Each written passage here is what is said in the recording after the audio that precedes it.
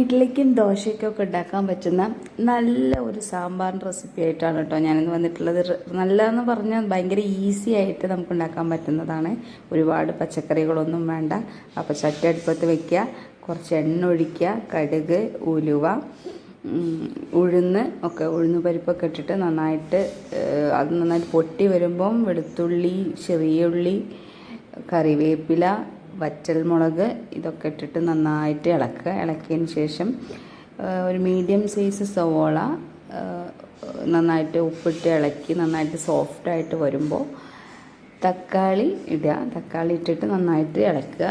അതിന് ശേഷം കുറച്ച് മുളക് പൊടി, മഞ്ഞൾപ്പൊടി, പിന്നെ സാമ്പാർ പൊടി, കുറച്ച് കായപ്പൊടിയും കൂടെ ഇട്ടിട്ട് ഇളക്കി അതിൻ്റെ പച്ചമണം മാറുന്ന വരെ ഒന്ന് ഇളക്കിയതിന് ശേഷം കുറച്ച് പുളിവെള്ളം ഒഴിക്കുക.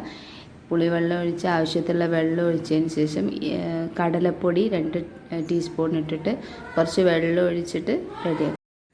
ഒഴിച്ച് തിളപ്പിച്ചതിന് ശേഷം കുറച്ച് മല്ലിയില വിതറിയിട്ട് നമുക്ക് ഉപയോഗിക്കാവുന്നതാണ്. നല്ല ടേസ്റ്റിയാണ്. പിന്നെ ഒരുപാട് കഷ്ണങ്ങളൊന്നും വേണ്ടാതെ ഉണ്ടാക്കാൻ പറ്റുന്നതാണ്. Thanks for watching.